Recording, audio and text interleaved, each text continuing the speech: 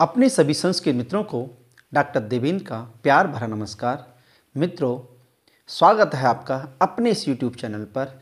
एक बार पुनः हम आपके मध्य सुखनासुपदेश के चतुर्थ भाग की नई चर्चा के साथ उपस्थित हैं। पिछले वीडियोज़ में हमने युवावस्था के दोष और गुरु के उपदेश की महत्ता की चर्चा की थी कि जो गुरु का उपदेश है कि वह शिष्य के लिए कितना महत्वपूर्ण होता है और वह गुरु का उपदेश कब दिया जाना चाहिए, इन सब विषयों पर चर्चा की थी। आज भी उसी चर्चा को आगे निरंतर बनाए रखते हुए वह जो गुरु का उपदेश है कितना आवश्यक होता है, इस पर फिर हमें वही चर्चा करने जा रहे हैं कि यह जो गुरु का उपदेश कैसा होता है और यह गुरु का उपदेश विशेष रूप से शिष्यों को तो लाभकारी होता ही है, साथ में यह कैसे किसके लिए, ये राजाओं के लिए भी सबसे ज़्यादा उपयोगी सिद्ध होता है। क्योंकि राजा लोग हैं, नेता, अब तो राजा का मतलब नेता हो गया, अधिकारी वर्ग हो गया, है ना। और जो शीर्षस्थ पद पर बैठे हुए जो अधिकारी लोग हैं, उनके लिए जो उपदेश है, गुरु का उपदेश, अच्छी बातें क्यों उनके लिए आवश्यक हैं, आज हम इन सब विषयों पर चर्चा करने जा रहे हैं। तो चलिए शुरू करते हैं अपनी ये चर्चा। पिछले वीडियोस में हमने जाना था कि तारापीड़ का मंत्री सुखनास चंद्रापीड़ के लिए, जो कि तारापीड़ का पुत्र है, उसको गुरु के उपदेश के विषय में, क्योंकि वो युवावस्था के जो दोष आदि बताए और गुरु के उपदेश के महत्व को बताया, बाणभट्ट जी ने मंत्री सुखनास के माध्यम से संपूर्ण मानव कल्याण के लिए ये उपदेश दिया है, संदेश दिया है। यह सुखनासोपदेश प्रतियोगी परीक्षाओं में बहुत सोच समझ कर के पाठ्यक्रम में रखा गया है, क्योंकि अगर व्यक्ति जो अधिकारी बनने जा रहे हैं या जो राजा बनने जा रहे हैं या युवराज बनने जा रहे हैं, यहाँ पर तो चंद्रापीड़ युवराज बनने जा रहा है, लेकिन जो प्रतियोगी परीक्षाओं को पास करके जो हमारे जो अधिकारी बनेंगे, उच्च पदों पर जाएंगे, वो लोग भी इस उपदेश को सुने, हृदयंगम करें, और अगर ऐसा करते हैं तो वह स्वयं का, समाज का, राष्ट्र का कल्याण कर सकता है। तो चलिए देर न करते हुए प्रारंभ करते हैं अपनी चर्चा। बाणभट्ट ने क्या लिखा है, देखिए। गुरुपदेशश्च नाम पुरुषाणाम अखिलम मल प्रक्षालनम क्षम जल स्नानम अनुपजात पलितादि वैरूप्यमजरम वृद्धत्वम अनारोपित मेदो दोषम गुरुकरणम अशुवर्ण विरचन ग्राम्यम कर्णाभरणम अतीत ज्योतिरालोकः नोद्वेगकरः प्रजागरः विशेषेण राज्ञाम विरला ही तेषामुपदेष्टारः प्रतिशब्दक इव राजा वचनम अनुगच्छति जनो भयात उद्दाम दर्प स्वयथुस्थगित श्रवण विवराश्चोपदिश्यमानमपि तेन शृण्वन्तोऽपि च गजनिमीलिते नावधीरयन्तः खेदयन्ति हितोपदेशदायिनो गुरून् अहंकार दाहज्वर मूर्छांधकारिता विहवला ही राज प्रकृति ही अलीकाभिमानोन्माद कारिणी धनानि राज्य विष विकार तंद्राप्रदा राजलक्ष्मी। देखते हैं, कहते हैं चंद्रापीड़ से सुखनास मंत्री कहते हैं कि गुरुपदेशश्च नाम, हे पुत्र चंद्रापीड़, ये जो गुरु के उपदेश की जो शिक्षा है, गुरु के उपदेश में जो ज्ञान है, वह ज्ञान कैसा है? पुरुषाणाम अखिलम कि पुरुषों के संपूर्ण, अखिलम मल प्रक्षालनम, मल को, गंदगी को, दोषों को दूर करने में क्षमम समर्थ है। और वो कैसा है? अजलम स्नानम, बिना जल का स्नान है। कहते हैं हे चंद्रापीड़, यह जो गुरु का उपदेश है, गुरु की जो शिक्षा है, यह शिक्षा कैसी है? मनुष्य के सभी प्रकार के दोषों को धोने में समर्थ गुरु का उपदेश बिना जल का स्नान है। जैसे व्यक्ति सामान्य जल से स्नान करता है, सामान्य जल से नहाता है, तो क्या होता है, उसका शरीर साफ हो जाता है, शरीर पर लगा हुआ मल गंदगी सब साफ हो जाती है, शरीर स्वच्छ हो जाता है। लेकिन गुरु का उपदेश तो ऐसा है कि पानी भी नहीं, अर्थात अंग शरीर भीगे भी नहीं और व्यक्ति एकदम निर्मल हो जाए, साफ हो जाए, स्वच्छ हो जाए। ये गुरु का उपदेश है। जो मन के अंदर काम क्रोध आदि जो दोष भरे पड़े हैं ना, ईर्ष्या करना, दूसरों से निंदा करना, दूसरों की बुराई करना, हमेशा ईर्ष्या के भाव में जागृत रहना, असूया करना, काम से ग्रसित होना, ये जो मल रूपी दोष हैं, ये सारे गुरु का उपदेश जब होता है ना, गुरु कृपा जब बरसती है, गुरु का जो उपदेश व्यक्ति सुनता है, तो सारे दोष साफ हो जाते हैं, हट जाते हैं। जैसे स्नान करने पर, सामान्य जल से स्नान करने पर व्यक्ति के शरीर पर लगी हुई गंदगी, कीचड़, धूल, मिट्टी सब साफ हो जाती है, लेकिन गुरु का उपदेश तो ऐसा स्नान है जिसमें जल की आवश्यकता ही नहीं पड़ती है। वो कहते हैं कि पुरुषाणाम अखिलम मल प्रक्षालनम, अर्थात गुरु का जो उपदेश है ना, वो ऐसा स्नान है बिना जल का कि वह व्यक्ति के समस्त दोषों को धोने में समर्थ है। एक एक शब्द का अर्थ जान देख लीजिए कि पुरुषाणाम अखिलम मल प्रक्षालन, यानी कि पुरुषों के संपूर्ण, मनुष्यों के संपूर्ण मल माने गंदगी, मल माने दोष, मनुष्यों के सभी दोषों को क्षमम माने समर्थ है। अजलप स्नानम, अर्थात बिना जल का स्नान है। गुरु का जो उपदेश है, मनुष्य के सभी प्रकार के जो दोष हैं, उन दोषों को धोने में वह समर्थ है। अर्थात ऐसा वह गुरु का उपदेश है जो बिना जल का स्नान है और व्यक्ति के सारे अंतःकरण में जो दोष हैं वो सभी दोषों से मुक्त कर देता है, सभी दोष उससे दूर चले जाते हैं, धुल जाते हैं। क्लियर? और आगे कहते हैं और वो कैसा है, देखिए, अनुपजात पलितादि वैरूप्यम अजर वृद्धत्वम, अर्थात वो ऐसा वृद्धत्व है, कैसा वृद्धत्व है कि अनुपजात पलित, केसों के बिना पके हुए ही। एक तो वृद्धावस्था कब आती है, जब केस पक जाते हैं, जब बाल पक जाते हैं ना, तो वृद्धावस्था आ जाती है। वृद्धत्वम यानी कि अजरम वृद्धत्वम, यानी कि जो गुरु का उपदेश है ना, वो वृद्धत्व को बढ़ाने वाला है।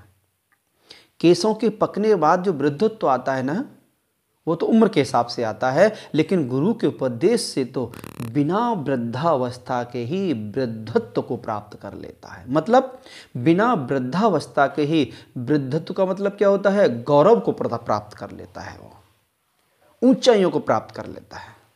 तो वही लिखा है कि वह व्यक्ति कैसा है, अर्थात वो वृद्ध यानी कि महत्व को प्राप्त कर लेता है, वह अर्थात उच्च पद पर प्राप्त होते हुए महत्ता को भी प्राप्त कर लेता है। ऐसा गुरु का उपदेश होता है।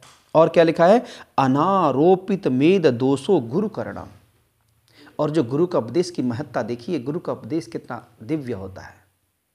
और आगे कहता है कि अनारोपित मेद दोषम, अर्थात मेद को, मेद माने चर्बी, जैसे व्यक्ति भारी हो जाए, तो भारी कब होता है, जब व्यक्ति मोटा हो जाएगा, चर्बी बढ़ जाएगी ना, तो व्यक्ति भारी हो जाएगा।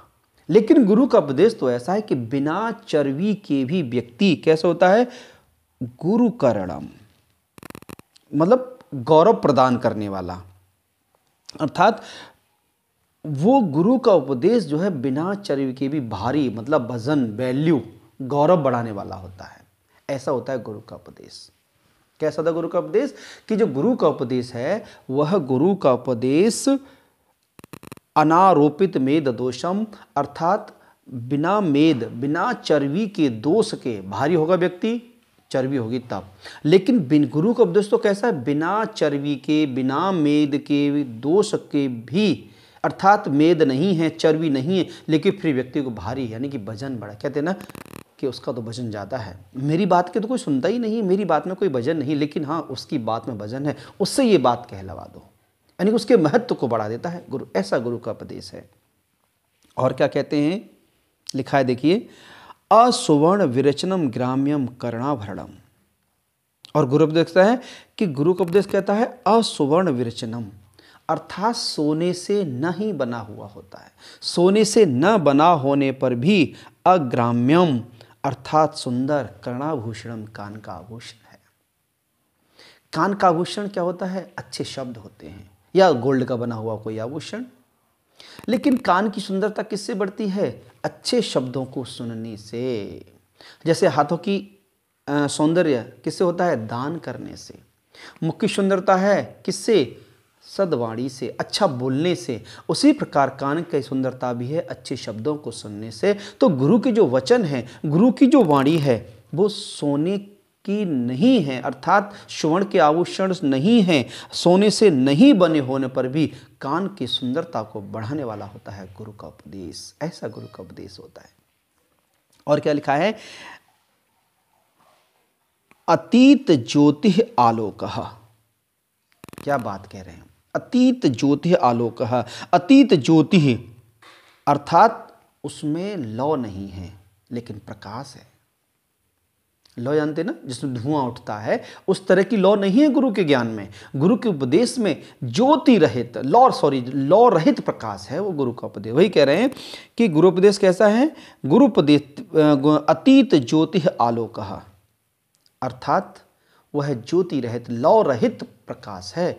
अर्थात व्यक्ति के अंदर ऐसे ज्ञान की ज्योति जलती है जिस ज्योति दिखाई तो नहीं देती, लेकिन प्रकाश ही प्रकाश उसके अंतःकरण में, चारों तरफ प्रकाश ही प्रकाश हो जाता है। ऐसा गुरु का उपदेश है। और क्या लिखा है? न उद्वेगकरः प्रजागरः। और कैसा है गुरु का उपदेश? कैसा है? न उद्वेगकरः, कष्ट न उत्पन्न करने वाला। न उद्वेगकरः, कष्ट न उत्पन्न करने वाला, प्रजागरः, अर्थात जागरण है। गुरु का उपदेश अलर्ट करने वाला है, जागरूक करने वाला है, जागरण है। तो कहते हैं कि जो गुरु का उपदेश है वो कैसा है? कष्ट न उत्पन्न करने वाला, कष्ट जिसमें बिल्कुल भी कष्ट नहीं है, ऐसी जागरण है, ऐसी चेतना है ना। तो कहते हैं अर्थात ऐसी चेतना को उत्पन्न करने वाला है जिसमें कोई कष्ट नहीं होता है। जैसे रात्रि में कहे जाए, रात्रि में आपको जागना है, पूरी रात जागना है, 10 बजे तक जागेंगे, 11 बजे तक जागेंगे, 12 बजे तक जागेंगे, फिर नींद आने लगेगी, आंखों में दुखन होगी, आंखें लाल पड़ जाएंगी, जमाई आएंगी और बैठे बैठे सो जाएंगे। लेकिन गुरु का उपदेश तो ऐसा है कि बिना जागेंगे तो कष्ट के साथ जागेंगे, लेकिन गुरु का उपदेश तो ऐसा है जो बिना किसी कष्ट के भी जागरण अर्थात चैतन्य करने वाला है, चेतना प्रदान करने वाला गुरु का उपदेश है। और क्या लिखा है आगे देखिए? नहीं, इसके बाद लिखा है विशेषण राज्ञाम। विशेषण राज्ञा मतलब विशेष रूप से राजाओं के लिए ये गुरु का उपदेश बहुत उपयोगी है। राजाओं से मतलब है अधिकारियों के लिए, जो उच्च स्थान पर बैठे हुए अधिकारी वर्ग के लोग हैं, उन लोगों के लिए गुरु का उपदेश तो बहुत ही आवश्यक है। क्यों आवश्यक है आइए बताते हैं इसमें। क्यों आवश्यक है उनके लिए? वैसे तो सभी के लिए आवश्यक है, लेकिन विशेष रूप से किसके लिए है? विशेष रूप से वह राजाओं के लिए है। क्यों? लिखा है देखिए, बिरला ही तेसाम उपदेष्टारः। एक तो राजाओं के लिए उपदेश देने वाले ही बिरले होते, कोई उपदेश नहीं देता है, सब अपना स्वार्थ सिद्ध करते हैं, भाड़ में जैसे कर रहा है करने दो। लेकिन एक तो राजाओं के लिए, अधिकारियों के लिए, मंत्रियों के लिए, नेताओं के लिए उपदेश देने वाला कोई नहीं है। तो क्यों नहीं है आगे इसमें बताएंगे कि पहले कहते हैं कि पहले तो राजाओं को उपदेश देने वाले ही बिरले होते हैं, कोई ज़्यादा सात्विक और निस्वार्थी है ना, और जो केवल कल्याण की भावना रखता हो ऐसा गुरु होगा वही उपदेश देगा। अगर बुरी लग जाए तो उसको बुरी लग जाए, लेकिन मुझे सही बात तो कहनी ही है। तो कहते हैं कि विरला ही तेसाम उपदेष्टारः। एक तो उनको उपदेश देने वाले लोग ही विरले मिलते, बहुत कम मिलते हैं। क्यों कम होते हैं? क्योंकि प्रतिशब्दक इव राजा वचनम अनुगच्छति जनो भयात। प्रतिशब्दक इव, प्रतिध्वनि के समान। केवल कोई भी गुरु हो, कोई भी व्यक्ति भला आदमी हो, लेकिन वो राजा के वचनों का अनुगमन करता है। जैसा राजा ने कहा वैसा स्वीकार कर लिया। क्योंकि वो राजा है ना, तो इसलिए उसके पालन करना, उसकी आज्ञा को मानना हर व्यक्ति का धर्म है। तो वो उसी धर्म का पालन में लगा रहता है और कुछ भी नहीं कहना चाहता। किसके समान? प्रतिशब्दक। प्रतिशब्दक मतलब ध्वनि के समान। ध्वनि जानते हैं ना, जैसे अभी आप कोई खाली मतलब एक कुआं है या खाली आप एरिया है, वहाँ तेज ध्वनि करते हैं तो ध्वनि लौट करके आती है। जैसी आप बोलेंगे वैसी ध्वनि आपके पास आती है। तो उसी ध्वनि के समान जो डर की वजह से, क्योंकि अगर नहीं मानेंगे तो राजा कुछ भी दंड दे सकता है, नेता मंत्री कहीं भी फंसवा सकते, कुछ भी कर सकते हैं, ये जान लीजिए। इसलिए प्रतिध्वनि इव, यानी कि प्रतिध्वनि के समान भय के कारण सभी लोग उनका अनुसरण करते हैं, सभी लोग उनका अनुकरण करते हैं। इसलिए कोई उससे उपदेश देने वाली तो बातें नहीं है। अरे उपदेश क्या देंगे, वो एक शब्द कोई सुनना नहीं चाहता है। क्यों नहीं सुनना चाहते हैं? लिखा है उद्दाम दर्प स्वथु स्थगित श्रवण विवरो विव राश्चोपदिश्यमान तेन श्रवन्ति। क्योंकि जो राजा लोग होते हैं ना, अत्यधिक दर्प, लिखा ना उद्दाम, उद्दाम का मतलब होता है अत्यधिक, अत्यधिक दर्प स्वतः, अर्थात अहंकारी हो जाते हैं राजा लोग, मंत्री लोग, अधिकारी लोग, पद का, धन का इतना अहंकार हो जाता है कि उस अहंकार के कारण, क्या लिखा है, अहंकार क्या होता है कि उनके जो कान भी है ना, श्रवण विवराह लिखा है शब्द, देखो क्या लिखा है, श्रवण विवराह, जो कान के विवर, कान के छिद्र है ना, स्वयथु लिखा है ना, स्वयथु माने सूजन से, स्थगित माने बंद हो जाते हैं। किसके कारण? अहंकार के कारण। मतलब स्वेलिंग नहीं आती है, मतलब ये कहना चाहते हैं अहंकार की जो सूजन है, अहंकार की गर्मी, अहंकार की के कारण, अहंकार रूपी सूजन से अहंकार आ गया। वो अपने को सबसे ज़्यादा विद्वान समझता है ना, वो क्यों सुनेगा आपकी? वो सो मैं उच्च पद पर बैठा हूँ, मेरे पास दौलत भी है, पद का अहंकार, पैसे का अहंकार, तो फिर अच्छी बात है, क्यों सुनेगा वो? अर्थात उस अहंकार की सूजन से उसके कान मानो सूज जाते हैं। इसलिए वो क्या नहीं करता है, उपदिश्यमानापि तेन श्रृण्वन्ति, मतलब उपदेश दिए जाने नहीं, हाँ ठीक है, उपदिश्यमाना तेन श्रृण्वन्ति, अर्थात वो उपदेश दिए जाने पर भी नहीं सुनते हैं। कौन नहीं सुनते हैं? जो अहंकार से, जिसके मानो कानों में सूजन आ गई हो। अहंकार किस बात का है? उच्च पद का अहंकार है और पैसे का अहंकार, तो किसी की सुनना नहीं पसंद करते हैं। मानो उनके कान अहंकार की सूजन से सूज गए हैं, उनकी आवाज़ ही नहीं जा रही है, तो वो नहीं सुनते हैं। और क्या लिखा है?